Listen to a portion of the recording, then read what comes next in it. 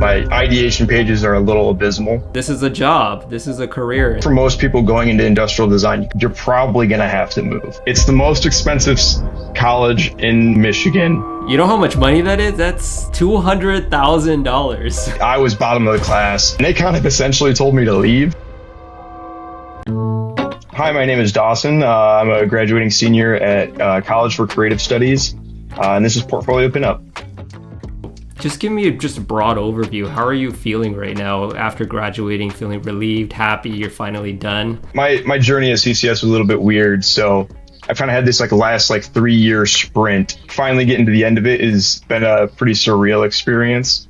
So just trying to find full-time employment. I'm lucky enough that I've got at least an internship lined up for the fall with Milwaukee Tools. So. Oh, Milwaukee, very nice. Yeah, I mean, there's a couple of top tool brands out there. I think Milwaukee's for sure one of them. Yeah. I'm more of a DeWalt guy. But how did you even get that opportunity to intern at DeWalt? CCS, College for Creative Studies, is pretty cool in the sense that, pretty early on, right away as a freshman, you're kind of in studio, so you're already really kind of getting your hands dirty and trying to make projects.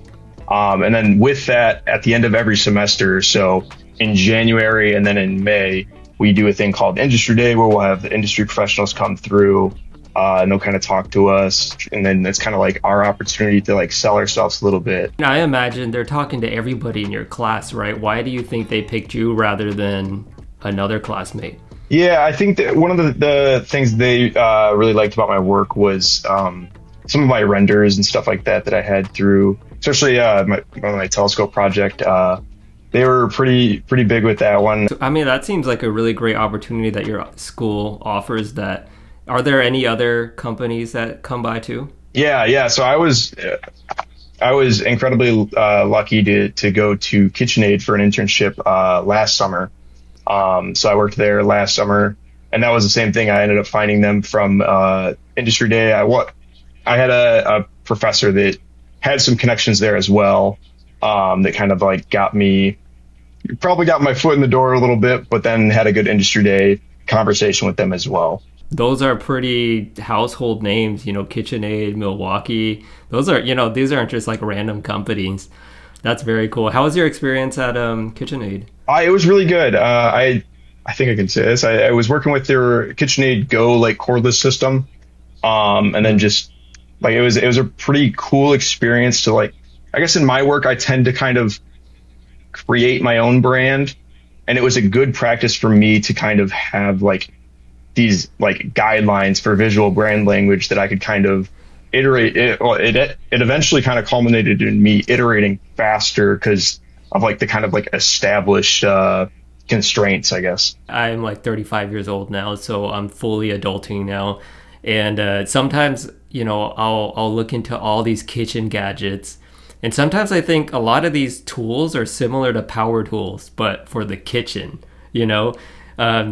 there's just a water and a cleanliness to them that power tools don't quite have. But in your perspective, are you interested more in the kitchen appliance type deal? What kind of genre are you actually interested in when it comes to industrial design? I really like anything that kind of encourages people to get outside, and kind of experience life in a way. I like any sort of consumer products in that realm. But yeah, I'm pretty open. I'm a big fan of just art in general.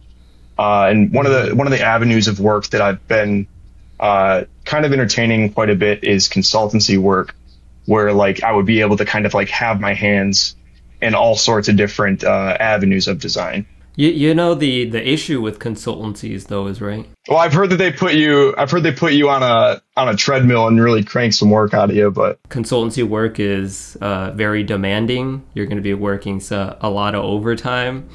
The sucky thing is that it doesn't quite pay as well as say an in-house position. It sounds like for you, you're open to exploring different things. You don't seem to quite have a strong direction quite yet.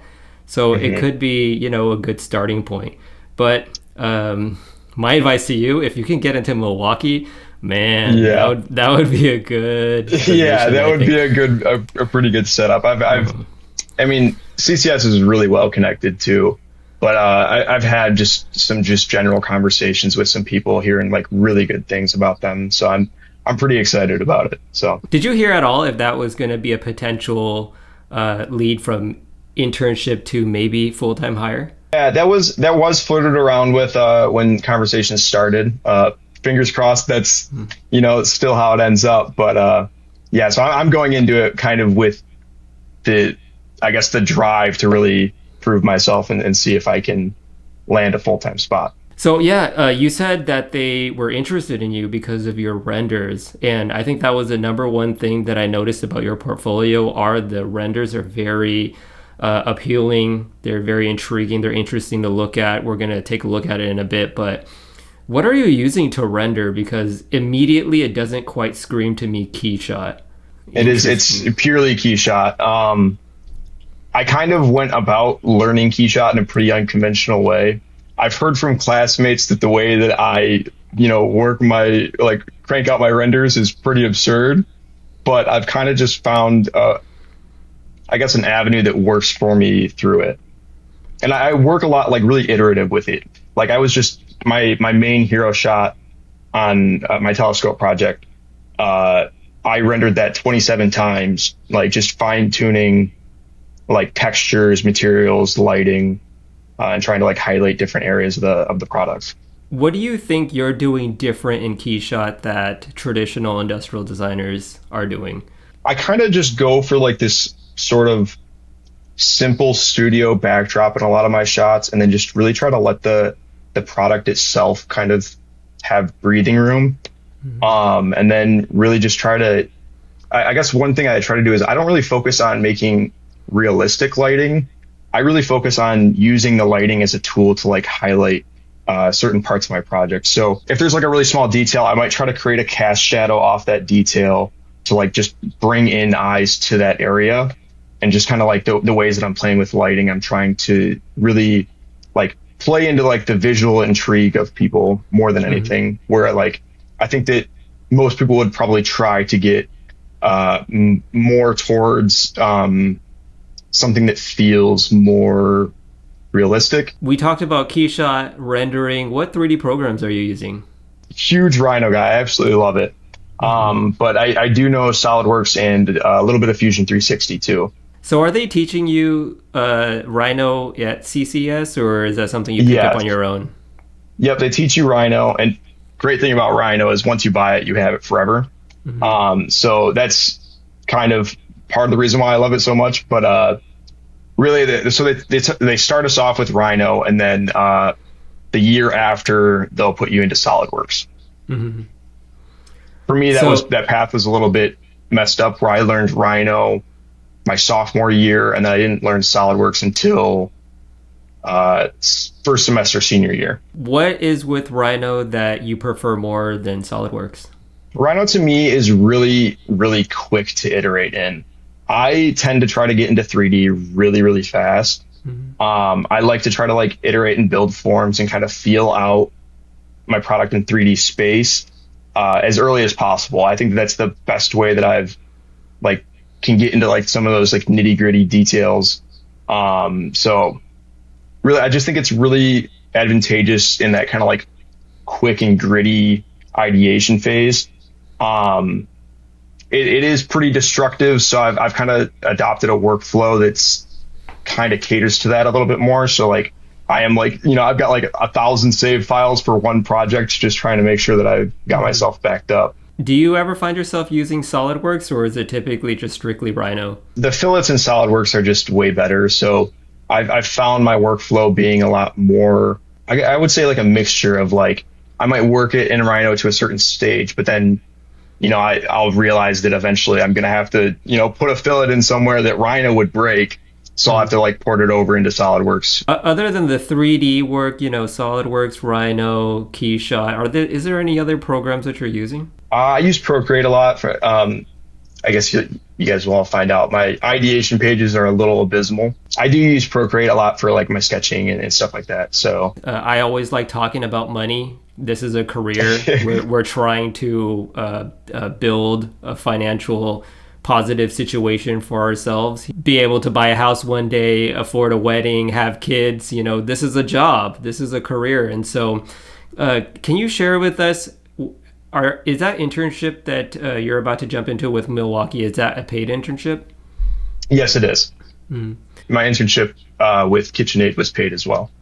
And can you share how much you were getting paid in those internships? KitchenAid, I was getting paid $25 an hour. And they supplied me with housing. And then Milwaukee, they're giving me like a housing and travel stipend of housing, $4,000. And then they're covering $1,000 for travel. And then they're paying me $22 an hour. Wow, that's very nice setups to not only just pay you for your time, but also stipends, traveling, housing. That's to me really unheard of. Is that common over there in Michigan? I think that it is pretty typical. I know that KitchenAid does have like a summer internship program where, in my case, they moved us out to one of their local colleges, and they had me, the other industrial design intern, and all their interns from Whirlpool, which is like the owner of KitchenAid. Their whole headquarter building is out in Benton Harbor. What was the travel like when you were working for KitchenAid? I live like 45 minutes to an hour north of Detroit. And I think that the drive to Benton Harbor is like a 3.5 hour drive. I own a dog, so I would come home on the weekends to see my dog, but not terrible. My car blew up though. My engine blew up pretty early on in that experience. So that was a little bit of chaos, but what car did you have? I had a 2012 retired police car, Dodge Charger. And what's the travel like now or soon going to work at Milwaukee? To get to Milwaukee from where I live, it's about a 6.5 hour drive. That's going through Chicago, so I assume that can get pretty hefty at times. I'm probably just gonna bring my dog out there with me, so I won't be coming home as much, through the weekends and stuff like that. So what are you doing to stay then? Are you renting a studio or something out there? The plan right now is to get like a long-term Airbnb type situation, and try to get like a little house out there or something to stay in. Do you imagine eventually needing to move out closer to one of these places permanently? So currently I've been kind of like soaking up living with my parents, so I'm saving money on that, so it's just to like save costs on school and stuff like that. But yeah, I'm kind of willing to travel anywhere.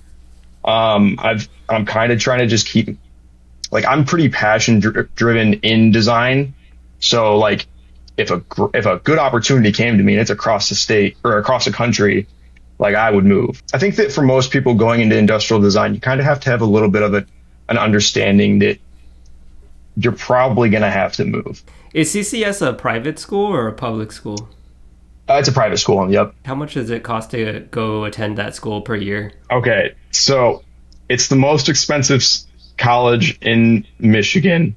It's about, I think it's like 50 something a semester. I am incredibly lucky and grateful that my mom works at my school, so I get free tuition.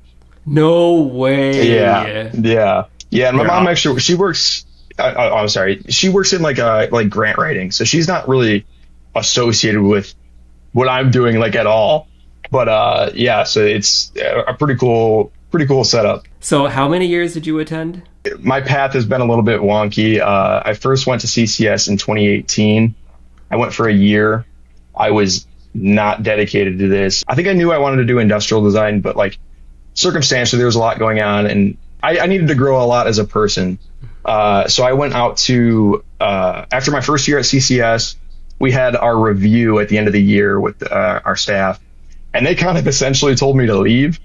And so I went to Saginaw for 2.5 years, doing biology and then pursuing teaching in my last semester there. Ultimately dropped all that, called my mom, and I was like, hey, I want to go back to art school. So I took a semester off and then came back. I guess that'd be 2021. 3 years plus that first year that you did. So that would be A total of 4 years. Yes, You know yes. how much money that is? That's I know. $200,000. Yeah. It's absolutely, it is ridiculous. I mean, Mm, I think they do pretty well. I mean, there's probably a handful of students that at least are getting like half off after like scholarships and stuff like that. hmm But it's kind of crippling. I mean, there are a lot of really, really good benefits of CCS. Like I said, it's really well connected. And one of the things that I didn't understand how much I valued at first, like when I was there at first, is how much you get to like establish a real relationship with your professors. I got to have a really good relationship with like a mentor professor that kind of like showed me how to like have passion in this. How did that professor, if you could put in words, allow you to be passionate about industrial design? You can take it from him. I was bottom of the class, and I kind of just had to like really, really grind pretty hard every day. And he was really like brutally honest with me about like, where I was, how I was doing, and really like kind of laid out the steps to kind of progress in a lot of ways. I think being able to land those type of internships that you did at KitchenAid and now heading into Milwaukee, obviously it's really dependent on your work.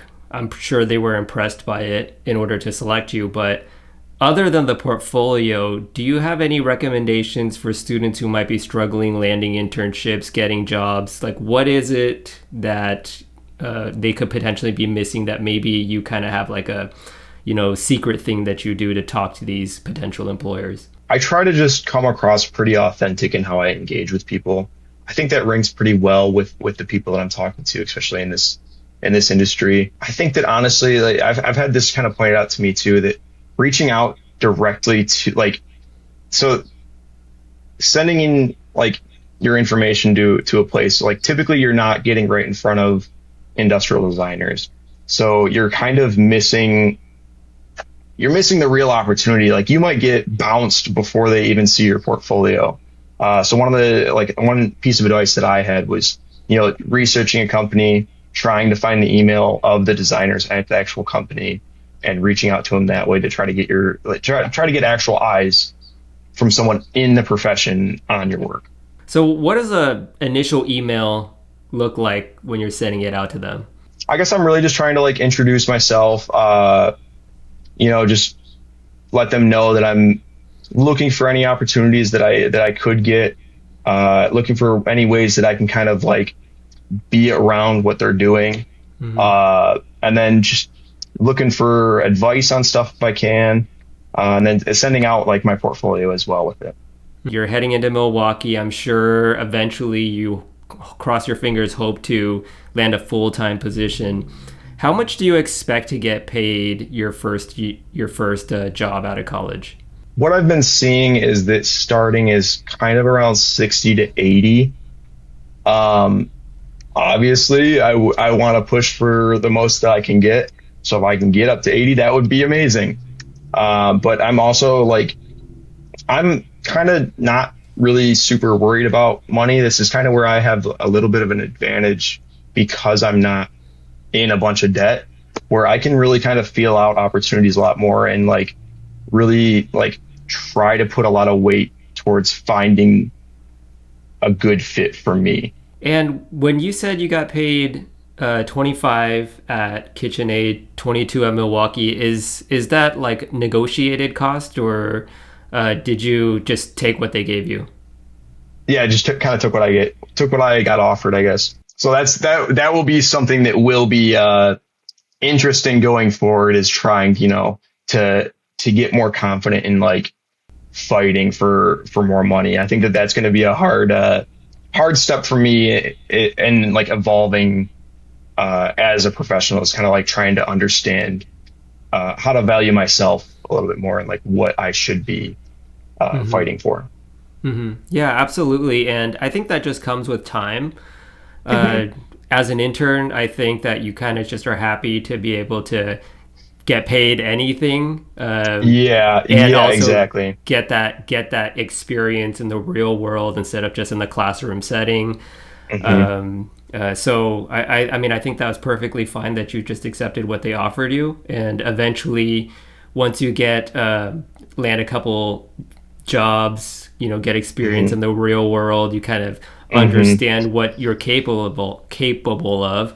You could totally eventually, start naturally understanding. Okay, this is something that I Yeah. should be paid for, and then fight for it. Okay, very Yeah. Yeah, cool. for Let's sure.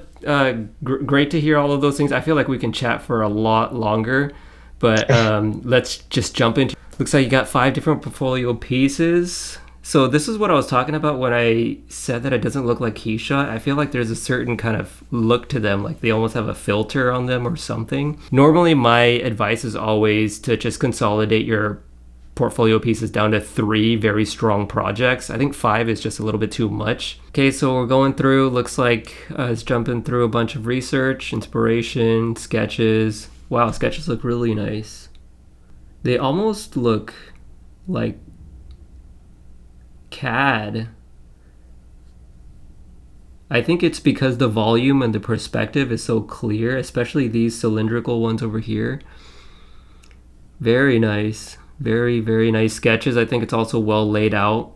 You have a hierarchy of sizes. It looks like smaller ones, and then some that are a lot larger, and then you have the ones that are larger on the right there. So, very great layout. I could see you have a lot of style with the type of font that you selected there. Person that's just randomly looking at your portfolio, they probably have about 50 portfolios to go through for that day. They're just going to flip right through it. And so when I immediately see something like this, I don't know what it is. I guess I could go back and just kind of like read all of this stuff, but really I would just be flipping through like this. So I think if you could have just something really bold that just says what it is, just like nice and big and clear with a couple words. Okay. Nice. I would change colorways to CMF. So CMF is an acronym, color, material, finish. That's more of a professional term. That's a industry standard term that professionals use when they are trying to specify their design. So essentially, how it works is there's a document that's created once the design is complete. Cool, very nice renders. Nice. Board, okay. This could be removed. I think I don't really get much out of this. I see a lot of repeating things. It's cool that you showed it and that you've done it. But as far as offering value to the employer, I think that this could be removed and simplified. I think a major Achilles heel for this project is that it's just a little bit out there. It's a little bit different. It's hard to tell exactly what it is and how it's used and what it's for. To somebody that's flipping through the portfolio quickly, it doesn't immediately scream what it is. Very mechy looking type of portfolio piece, it seems like I'm going to be looking at. Sketches. Sketches look very good. I think you're very good at sketching. Your perspective is good. Nothing wonky that sticks out.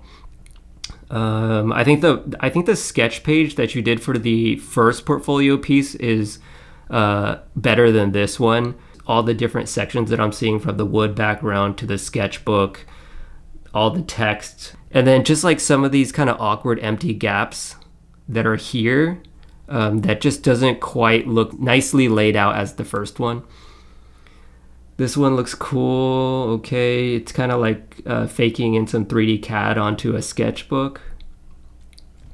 Lots of words. Typically, I just like to stick with a few words as possible. And so big blocks of words like these, first, no one's going to read it, and then two, it just visually doesn't look as good. Ooh, very cool shot. I think there's a lot to look at here. As far as being a real world product, not a lot of products look like this. I think it's a lot of different parts.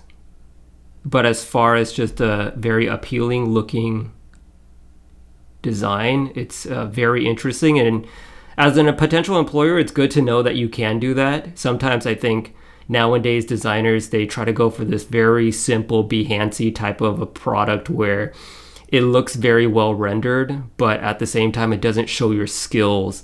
And so when I see a product like this, it might not be exactly a real world type of a product or something that I can see being sold. But at the same time, I know that you have the skills and you've taken the time to build out every single one of these parts. So I feel like if I could guide you in the direction that my company is going, I feel confident that you have the skills to CAD something up for me that I need you to CAD. So I think that's the benefit of a project like this. This is a really cool shot though. Yeah, I really like that shot right there. It's very well rendered, looks really cool. Just something like this, a simple, nice gray background, with some nice reflection, shadow on the ground. I think that's all you need, keep it nice and simple just like that. I think it looks really clean because it really emphasizes and highlights your design, the product that you designed. That's the number one thing you should be highlighting, and I think this render shows. Very nice render again. Really like this render here, rear view, dramatic lighting.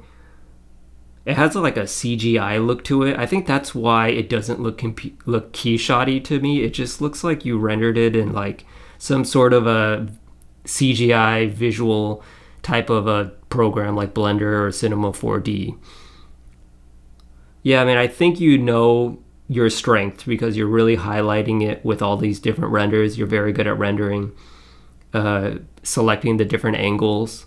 Seems like what you're doing is you're starting off with the intro page, research, sketches. Normally what I like to do is put some of these renders here, just a couple of them, take some of these, put it initially to the front. So when they first look at the portfolio piece, they see something that's visually interesting that wants them to continue to keep looking. And so seeing something like this, it just looks like you kind of took an image off of Google or something like that and you made it the title page. Doesn't really tell much about what the portfolio piece is about. Imagine if this was the first thing I saw, I would be like, whoa, I want to see more of that, So show me a couple of these eye candy shots and then jump into some of this research. I think if you were to show this board, like I know I told you to remove it before, but if you were to show it, it would be better to have it fill up the whole page and then I'm scrolling through it. Okay, and then it jumps into the third portfolio piece. Is this sketches? It kind of just looks like line work of a 3D model. I could see some sketches over down here. To me, I think this is more of like a cop-out type of a page of a sketch. I really think that very first one that you did is the strongest. If you could take a lot of reference to whatever you did with that first one, with the page layout, the type of sketches that you did, that one was really good. Looks like a kind of like a sci-fi shovel with, of course, a lot of extra features. The rope. It's like a ninja sword handle. Some kind of unique patterning. Yeah, I think there's just a lot going on. I see the render. I see the callouts. Your callouts are very powerful with the type of font that you picked, the arrow that you picked, and then all of this going on. I think, I don't know exactly where I heard this, but I think as far as psychology goes, when somebody sees something on a page, they really can only take in 7 different elements. Any more than 7 different elements, it starts to feeling overwhelming. So if I were you, I think I'm starting to see a theme where there's a lot going on in certain pages. So try to simplify things down. Try not to have too much going on for every page. Same thing, complicated page, lots to look at. What I really just want to see is this. Whatever you have going on the left here, have a little line with a little call out, telling me what that thing is. And I think that's all you need. You don't need to write all of these here. I think this render is super cool, especially the rope. However you did that, it looks super freaking real. This render here looks insane. But then I think this render here kind of loses it. It's kind of like underwhelming, especially seeing this render and then seeing this. This to me immediately kind of just screams like straight boxy extrusion, very simple, not too much refinement. So either I want to see this first and then see this one, or just like not highlight this part too much. So even something like this, again, you have the background, then you have a white box, and then you have the actual background. You have the Chinese words or Asian lettering, and then a line, and then more text. So if I were you, I would just do this. Jumps into the next portfolio piece. So introduction, slides, lots of pages. These are the ones that usually people just skip right through. I'm sure there's some people that take their time to read it, okay? But I think the majority of people, they skip right through this. Okay, nice inspiration board. Got your colors and the pictures. Everything looks nice and even. No picture really stands out more than the other, which I do really like. Simple word, simple font. Things are laid out with the color codes. The other type of portfolio layouts, the page layouts that you're having, was just a little bit too overwhelming for me. Something like this is nice and clean. I think, again, a lot of words, but it's a lot better than before, I think. Sketches, okay, I feel like it's starting to get worse and worse. So like I was so blown away by the very first sketch page that you did, and then as I kept seeing them, they just getting worse. And I think your sketches are actually really good. These sketches, especially this one in the front there, looks super freaking nice. So it looks like the process of use. Very nice. Cool design, very unique. You kind of have like this very sci-fi type of style, especially in that last one, and then of course this one. And I think your render style also complements that design style as well. I really think just this background here, I just want to remove this background, maybe remove the font, just freaking show me something like that. Just like maybe something right here. We'll put it off to the right, and then just have the words right to the left of it. I think this page is a lot to look at. Lots going on. I think it's just because of how detailed your design really actually is. And then to see so many different views of it, I think it's a little bit much. Break it up into a couple different slides. A lot of these renders are really cool. I think they're cool enough to stand alone on their own slide. Exploded view. The video.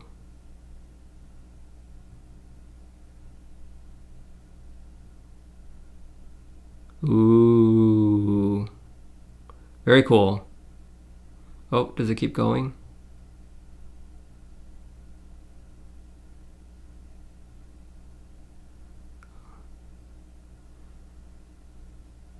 Sweet. Whoa. Nice. Very nice. I think there's a slightly long pause, so I can imagine somebody just scrolling prematurely if they didn't take the time to actually watch all the way through. Very cool. Okay. These pages look really bad. Really bad. This page looks horrible. This page looks really bad. Really bad. Not bad. Sketches don't look as good as prior. Again, like I said, I feel like it's getting worse and worse. This portfolio piece, I think I would remove this one if I were you. I think the last one was so strong. And even the one before that, the telescope, very strong. And then it kind of just drops off from there. I think that this portfolio piece doesn't really show off your skill that you actually have compared to the other two portfolio pieces. And you're kind of ending it there, so you're not ending on a strong note. This is very boxy, very simple, which is not a bad thing, but at the same time, to highlight your skill as an industrial designer, creating simple boxes with fillets on them, it's not an impressive thing to do. And the only time you would really show something like this is if you were applying or had an interview with a company that created similar type of products like this. It matches what they're looking for. But typically, if you're just kind of trying to show off your skill as a student or a newly grad like yourself, you wouldn't really, show something like this to highlight your skills.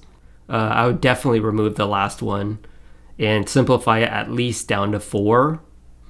And I think it would really improve your portfolio viewing experience overall. All right, so for your portfolio, typically what I like to do is to give a grade or a rating to the portfolio. You have some really strong skills when it comes to modeling, rendering, sketching. Graphics design, it can be improved. Portfolio layout can be improved. I think you have a strong sense of aesthetics in a very unique and sci-fi type of way. So not too home goodsy, not like the simple, clean looking type of design. And so a company that's looking for a similar style like Milwaukee, I think you would be a very good fit. So I think this portfolio piece is very strong, and I would give this a solid B. I think with a couple of tweaks, taking in some of the feedback that I've given, I think this could fall into category A, but it will take quite a bit of revamping of this portfolio. Yo designers, hope you enjoyed that episode of Portfolio Pinup. I want to keep this going, so if you want to be able to be on the next episode of Portfolio Pinup, get feedback from me, go ahead and shoot me an email. The link should be down below in the description. I'd really love to hear from you, so have your portfolio ready and we could figure out the details from there. All right, guys, I'll see you in the next episode. Peace.